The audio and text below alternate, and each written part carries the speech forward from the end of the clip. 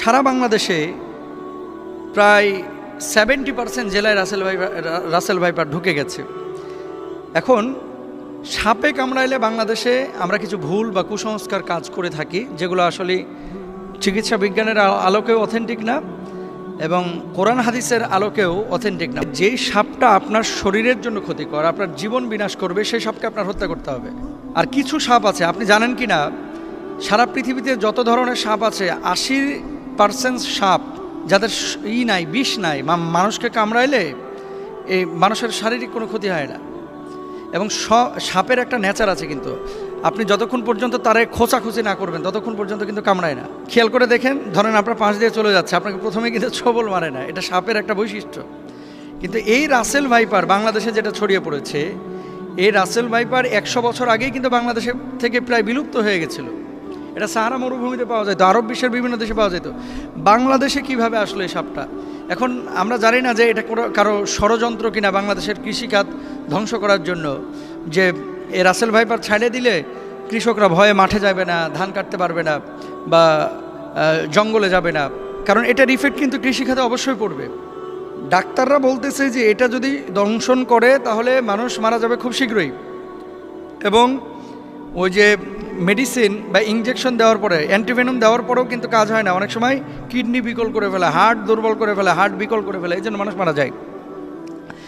এখন নবীজি সাল্লাল্লাহু আলাইহি ওয়াসাল্লামের সেই হাদিস থেকে আমরা স্পষ্টরূপে বুঝতে পারি, যেহেতু রাসেল ভাইপার মানুষের জন্য ক্ষতিকর। এবং আজকে দেখলাম পত্রিকায় ফরিদপুরের একজন লিডার তিনি ঘোষণা করেছেন যে রাসেল ভাইপার একটারে যে মারতে পারবে তার আমি 50,000 টাকা পুরস্কার দেব। তো এখন মানুষের জীবন আগে ভাই, প্রাণী, এই সাপ, পোকামাকড় যারা দংশন করে এগুলো পরিবেশের ভারসাম্য অবশ্যই রক্ষা করে, কিন্তু মানুষের জীবনের জন্য যদি ক্ষতির কারণ হয়ে দাঁড়ায়, নবীজির ভাষ্য অনুসারে সেটাকে হত্যা করতে হবে। এবং ইভেন কুকুর, রাস্তায় যে সমস্ত কুকুর ঘোরাফেরা করে আপনার কোনো ক্ষতি করে না, তাদেরকে হত্যার কথা বলা হয় নাই। কিন্তু এমন কুকুর যদি থাকে যে কুকুর দেখলেই আপনার পেছন থেকে ধাওয়া করে, বাচ্চাদেরকে কামড়ে দেয়, এই কুকুরগুলোকে হত্যা করতে বলা হয়েছে। সুতরাং রাসেল ভাইপারের যে বিষয়টা, এটা হাদিস থেকে আমরা যেটা বুঝি, নবীজি সাল্লাল্লাহু আলাইহি ওয়াসাল্লাম বলেছেন ক্ষতিকারক যদি হয়ে থাকে তাহলে সেখানে তাকে হত্যা করা যাবে। এবার আসেন, সারা বাংলাদেশে প্রায় 70% জেলায় রাসেল ভাইপার ঢুকে গেছে।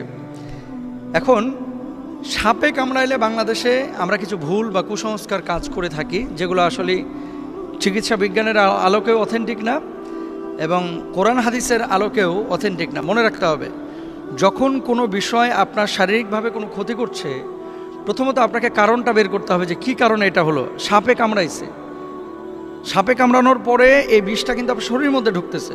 এখন আপনি শরীরের মধ্যে বিষ ঢুকেছে, ওই জায়গাটা না বেঁধে আপনি নিয়ে গেলেন ওঝার কাছে।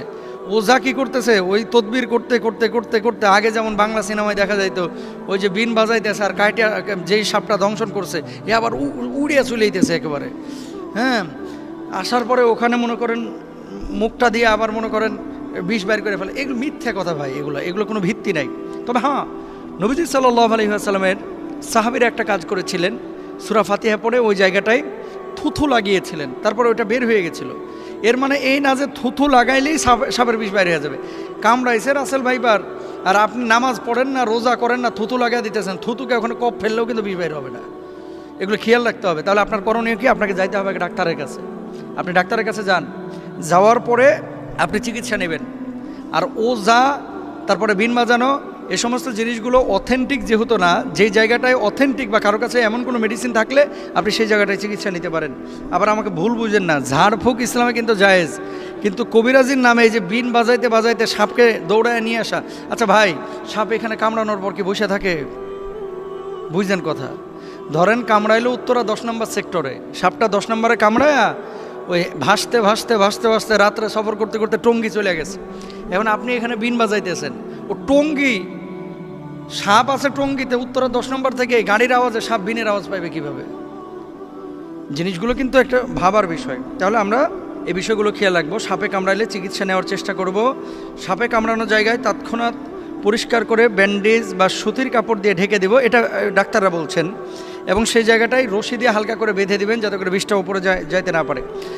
মনে রাখবেন, আপনি পানির মধ্যে পা দিয়ে রেখেছেন, পানিতে থাকা কোনো সাপ যদি পায়ের ওপরে কামড় দেয়, এটা খুব মনোযোগ দিয়ে শুনবেন, আপনি পানিতে আছেন, ঠিক সেই সময় সাপ আপনার পায়ে কামড় দিয়েছে, আপনি নিশ্চিত থাকবেন যে আপনার শরীরে বিষ ঢুকবে না। কেন বলেন তো? সাপটা যখন কামড় দেয়, বিষটা যখন এই তার দাঁত থেকে বা মুখ থেকে ছাড়ে, বিষটা ছাড়ার সাথে সাথে পানির সাথে মিশে ওই বিষটা আর শরীরের মধ্যে ঢুকে না। এই জন্য সাধারণত বিষধর সাপ পানির মধ্যে কামড় দেয় না। এই ধরা সাপ টোরা সাপ যেগুলো কামড় দেয়, চিন্তার কোনো কারণ নাই। কিন্তু শুকনো জায়গায় যদি আপনারা সাপে কামড় দেয়, বি কেয়ারফুল, এখানে আমাদের সচেতন হতে হবে। অনেকে সাপে কামড় দেওয়ার পর ওই জায়গাটায় মুখ লাগে চুষে বিষ নামানোর চেষ্টা করে, এটা সম্ভব না। চুষ দিয়ে বিষ বাইর করাটা, এটা বিশেষ করে রাসেল ভাইপারের কোনোভাবেই সম্ভব না। আর বিষাক্ত সাপে কাটলে বাঁচার একটাই পথ, দ্রুত হাসপাতালে যাওয়া, আল্লাহর কাছে দোয়া করা, সূরা ফাতিহা পড়ে সেই জায়গাটায় ফুৎকার করা। যেহেতু এই সূরাকে বলা হয় সূরাতুশ শিফা, মনে রাখবেন, সূরা ফাতিহাটাকে বলা হয় সূরাতুশ শিফা। এবং সাহাবীরা এই আমলটা করে ফলাফল পেয়েছে। আমরা আমলটাও করব এবং হসপিটালেও যাব, আল্লাহর উপর তাওয়াক্কুল করব। আল্লাহ তাআলা তৌফিক দান করুন।